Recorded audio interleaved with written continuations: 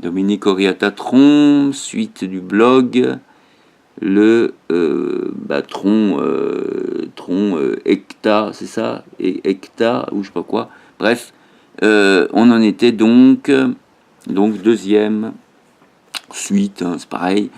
Et il y a d'abord la planète Santoche, l'île Aeto et Rao, où si l'on se contente, le bonheur est facile à atteindre, mais l'orgueil des humains a transformé les nectars en poison. Et cette planète n'a bientôt du paradis, plus que le nom. Nani, la femme de mes rêves, est alors prisonnière sur la planète Avidia. Atea Titutai. C'est la planète de la convoitise et de la colère, où celui qui n'est pas chasseur et gibier. Je pars pour la délivrer, mais j'y suis transformé, moi-même esclave, en esclave. Heureusement, l'oiseau du souffle, Amsadea, vient nous délivrer, et le secret, c'est l'élévation de la conscience. Il nous conduit alors à Babylone, sur la planète de la synchronisation.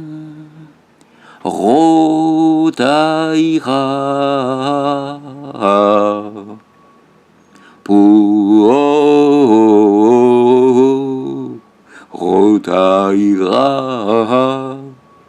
pour se synchroniser à l'harmonie du supramental divin. Rien ne vaut l'étude, celle du livre symbolique. Quel univers! Il faut s'intégrer à la musique des sphères, à la danse cosmique, et l'amour vigilant au quotidien est le point de départ ainsi que le point d'arrivée. Mais notre enfant adoptif, Annie, pour en apprécier la valeur, doit la trouver lui-même, lui donner la priorité et tenter de la partager. C'est ainsi il s'incarne sur la planète Terre à la recherche du Graal. Il y découvre la discorde et la confusion, les faux Graals de la gloire vaine, du pouvoir aveugle de l'argent capitaliste et de la fausse sagesse théorique. Malgré tout, Ohani contribue à aimanter l'humanité vers une gouvernance sociale mondiale. Lorsque les peuples de cultures diverses parviennent à s'unir et à résorber leurs conflits, ils deviennent plus réceptifs aux deux piliers vivants de l'univers, l'amour et la connaissance.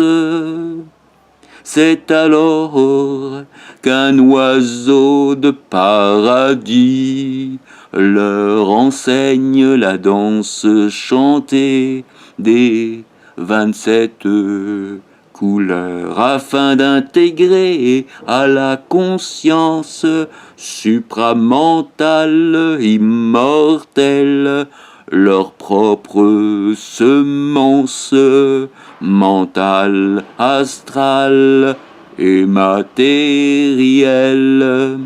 Je viens de résumer en chanson, en chantant l'opéra dansé, qui a été ma mission dans cette vie.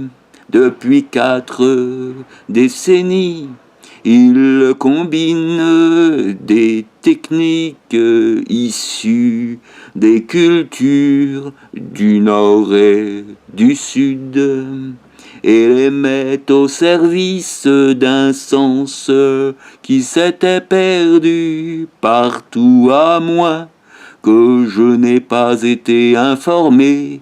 Bref, à l'aide de mon ange gardien Shri Agasthyar, j'ai remis en ordre l'équation qu'est la fable de toute incarnation, avec une inconnue à élucider, qui est la possibilité de réalisation sur un plan au moins spirituel, comme le Natya Veda jadis. Mon théâtre propose la fondation d'un monde à l'échelle du couple et à l'échelle des traités internationaux, un monde sans caste, où le sens de l'unité humaine ne serve pas juste de robe aux mandarins, aux brahmanes, aux fonctionnaires, aux guerriers, à l'apparatchik, aux cultivateurs ou aux receleurs. Voilà mon offrande, voilà mon offrande.